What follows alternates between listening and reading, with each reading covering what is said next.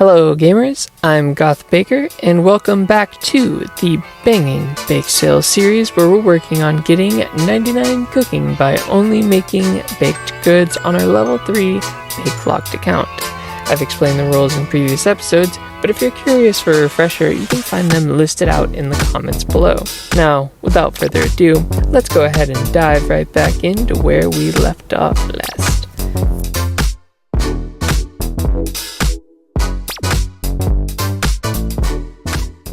So I'm taking the guy who bought all the crunchies over to the Tree Gnome village because he wanted me to show him how, the minigame works, so I'm trying to kind of explain it to him while we're on the way.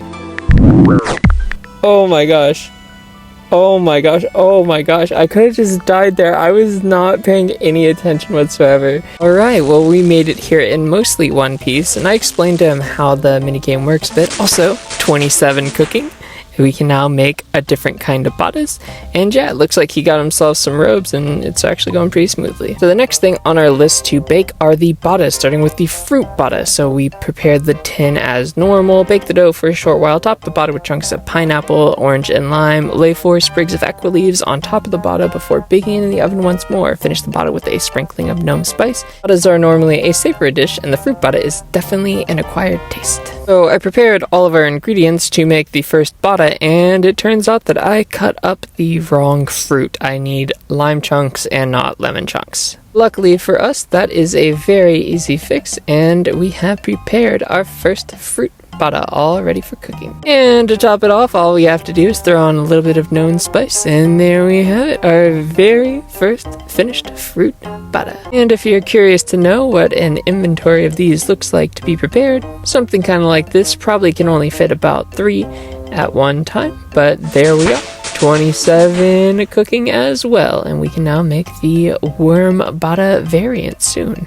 And we have our first inventory of fruit BATTAs, and I have to say, this is by far the best point where you can just click and watch the XP go up. We have now officially reached level 28 cooking, meaning we can make vegetable BATTAs now as well. So I'm just going to go ahead and finish topping all of these off for our first inventory of these BATTAs. With the fruit BATTA all out of the way, we can now move on to the worm BATTA. And so we can take 1 king worm, some gnome spice, and a little cheese, add these to the BATTA briefly before baking it in the oven once more. Finish the BATTA with a topping of equi leaves, and BATTAs are usually cooked by gnome mothers during the cold winter months. 29 cooking, and we can now make cheese and tomato BATTAs, which that might actually be a little bit of a problem because I have not been buying these tomatoes. So for the worm BATTA, 9 turned out to be a very good number when preparing all of these dishes, so we're going to go ahead and dive right into doing just that. That was the last prepared BATTA for 30 cooking, a pretty nice little milestone. We can now make apple pies. That's a nice little unlock that we will have to work towards. So, speaking of unlocks, I made a big mistake. I thought that worm BATTAs were actually before toad BATTAs, so luckily we didn't actually finish making the worm BATTAs, so we can still finish making the toad BATTAs before the worms.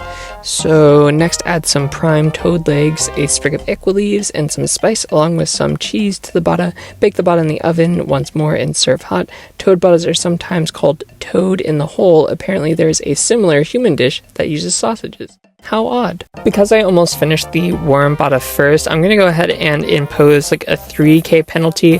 Now, I didn't fully make the BATTA, so I'm not going to drop my whole cash stack, but yeah, a little 3k tax. While we wait to see if that either despawns or someone picks it up eventually, I'm going to go ahead and get started on making the toad BATTAs. Also, we have a pretty nice looking inventory here. I always love it when it has some kind of symmetry to it. There's 31 cooking, and we can now make fish cakes, except I'm not sure we will be able to do that, but that might be a baked good that we can try to make. It looks like the coins have officially despawned, and just to prove that, you can check out my bank. I did not pick it up and put it back in. So I wanted to record the first batch, and it turns out you actually don't have to top these ones off. You just bake them in the tin and they come out like normal. Also, 32 cooking, we can now enter the Chef's Guild. I really don't know if we're gonna actually use the Chef's Guild, but hey, at least we have access to it now. 33 cooking. And the moment we've been waiting for, now that I've made those toad BATTAs, we can just go ahead and quickly top off all these worm BATTAs with some equi leaves. That's the last of the worm BATTAs for a nice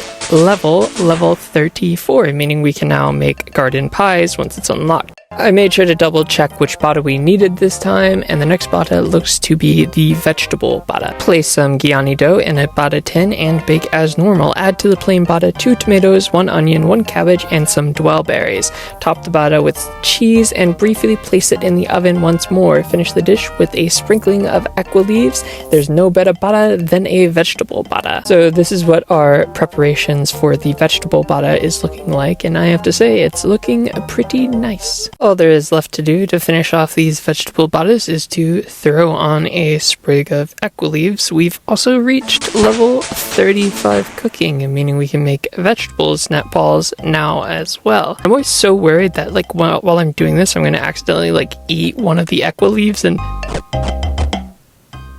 there's all of our finished vegetable BATTAs without a single equi leaf eaten in the process. Moving on from our vegetable BATTAs, which we know and love quite well, we can now move on to the cheese and tomato BATTAs. For our next dish, we need to place some Ghiani dough in a BATTA tin, bake it as normal. Top the plain BATTA with equal quantities of cheese and tomato. Place the BATTA in the oven once more until all the cheese is melted. Finish the dish with a sprinkling of equi leaves. The combination of cheese and tomato was discovered by the explorer Wingstone while visiting the human lands. Apparently, it's used a lot in a strange flat human dish called pizza. Looks like with these cheese and tomato BATTAs, we can make about 8 at a time, maybe 9. I think just 8 though, but they're looking pretty nice. With only a small amount of ingredients being used per dish, I really like this one as an option. That's the last cheese and tomato BATTA prepared for a nice 36 cooking, which means we can get more information from the cooking tutor, which we will never use. I really like to imagine that the equi leaves here are just oregano and I'm just making some fancy pizza. And there we have it. Our cheese and tomato BATTAs are finished with no equi leaves harmed in the making of this video. Now that we have all these BATTAs made, might as well go and check out how well they fare inside of a bake sale. So I'm just gonna go ahead and use the Chronicle to teleport on back to Varrock. Alright gamers, so we have our first BATTA buyer, and he ended up overpaying quite a bit for the fruit BATTAs. I was really just trying to sell them off at a discount so I can get back to baking,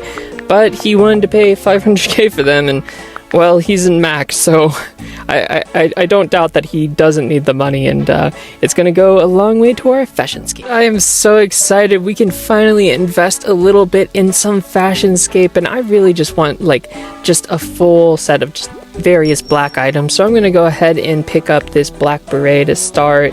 I do want to get some wizard robes at some point, but I don't know how far this 500k is going to get us.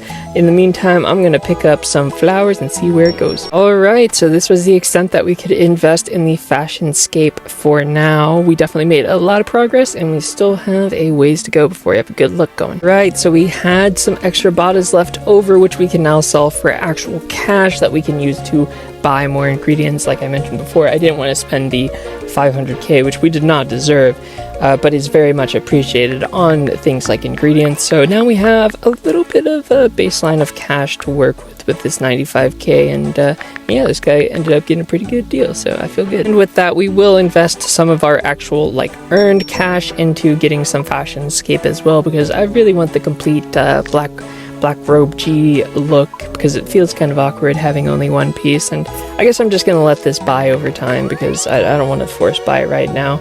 We're also going to go ahead and pick up a glory so we can get around the map a little bit faster, as well as pick up some rings of recoil that we kind of neglected getting a little bit earlier. And yeah, I went ahead and picked up 40 because I do imagine we will be using a lot of recoils at some point. And of course we need to pick up some energy potions, some stamina potions, because we don't like walking. It's 2025, we shouldn't be walking. And what better to go with some rings of recoil than some Guthix Rest. Now these overheal me for 5, so they will be very helpful in doing things like quests down the line. While we're at the GE, what better place to visit than the Cooking Guild? Of of course, we've reached that base level of 32 that we needed, so we can kind of just check out what's over here. Unfortunately, that range isn't actually useful because we can't get in there. There's chocolate bar, pie dishes, looks like some cooking apples, cake tin bowl, some pretty decent stuff. I don't know how much we'll pick up from it, but yeah, it looks like we have a nice hopper here. Now, we've spent a lot of time doing some gnome cooking. Let's go ahead and start knocking out some of these pies unlocks, starting with the meat pie. Now, the very unfortunate thing here is I do have some meat in my bank, but I can't cook it. Luckily, however, there is cooked meat spawns over here in Barbarian Village that we can actually use to make our meat pies. To make the meat pies, all you need to do is use some cooked meat on a pie shell in order to get an uncooked meat pie, which you can then use on a range to, as you can imagine, make a meat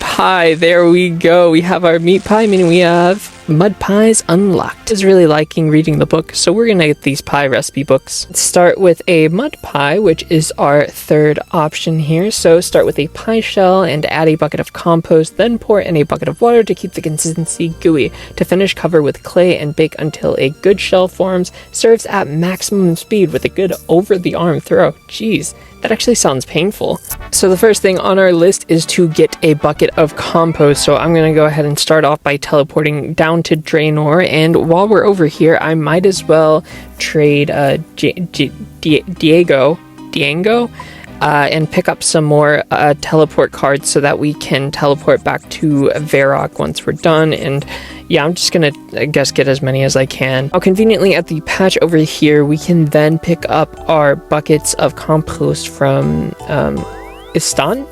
Yeah, Istan. We can pick up our buckets of compost from Istan. So I'm just going to go ahead and pick up a few. I don't plan on making that many, at least not right now. So I used our Chronicle to get us back to Varrock, and I'm just going to go ahead and buy 5 buckets as well to fill up with water at the Varrock fountain. Don't tell anybody. I looked up some soft clay on the wiki, and apparently there's some upstairs in this building in Farlamore. I guess I'm at the wrong buildings, but one of these buildings does have some soft clay in it that we can use. This should be the building. It has some clay ovens, so it makes a lot of sense that there would be some soft clay in here. And I'm going to pick up these bowls and, of course, this rope, because you never know when you're going to need rope. You always end up needing it at some point, and there it is, the soft clay. So I guess I'm just going to have to wait a second for it to respawn. Okay, so I just had the worst realization. I don't actually know if I can use this soft clay, so I came back early to try to make the mud pie as described in the book, and I'm not thinking I can do it. Oh no, yeah, that's not good. Okay, I don't think I can get soft clay from anything easy, so we'll have to look into it. So I did a bit of digging, and it looks like these flawed golems are going to be our best shot at picking up some clay. The only problem is it's locked behind a quest. So I teleported into Falador to go and start my quest, and there's a lot going on here. Like, everyone has cannons, and they don't look very happy, so I'm just gonna go ahead and leave. Hey. It's me from the future, and it turns out that what we saw there was the Falador riots, where people were upset about the survey that Jagex sent out, in case anyone was interested. Oh no, of course it wouldn't be that easy. I need to get 16 quest points to start the quest. Welp, we're doing Ernest the Chicken because it gives a lot of quest points. It's the only dangerous part of this quest. I just need to run in and get the rubber tube, and then get out. Run. Oh no, my run's not on. Oh no, I didn't get the rubber tube. Oh, that was scary. Okay, we're just gonna go in and grab the tube. Just go in, grab the rubber tube, Okay, eat. Now run out. Whew. Okay, absolutely nothing went wrong there. Everything went smoothly. And that is Ernest the Chicken. So I need to head back to Lumbridge to start Rune Mysteries. And yeah, since home teleport's on cooldown, we have to run through this dangerous neighborhood. Every time I do this quest, I think it gives you rune crafting XP, but I'm mixing that up with Druidic Ritual and Herblore. But yeah, that's Rune Mysteries completed. So this was the only quest that I could think to do that would give us the quest points that we need, and, well, my sheep is stuck. Yeah. Well, at least I'm not the only one this person's sheep got stuck to. That has got to be one of my least favorite quests, but at least we have the 4 quest points and sheep herder completed. And an unexpected benefit of doing this quest is we can now make steak sandwich, so I guess that counts as an unlock. Alright, so this is what we're going to attempt to fight the boss with. I don't think it's going to actually be enough food, but we're going to go ahead and try. I brought 2 rings of recoil. At the very least, I'll know how much food I'll need in the future to be able to beat the boss, and hopefully these restores come in handy. I want to overheal just in case. Oh, I almost died because I forgot you need to complete 1 small favor in order to drink Guthix rests. Well, we're at a loss with that, but at least for now we can unlock some baked potatoes. Yeah, so that's what we're going to be doing for right now. But I promise in the future we will be tackling that boss and killing it with some rings of recoil, but in order to see that, you'll have to stay tuned for the next episode.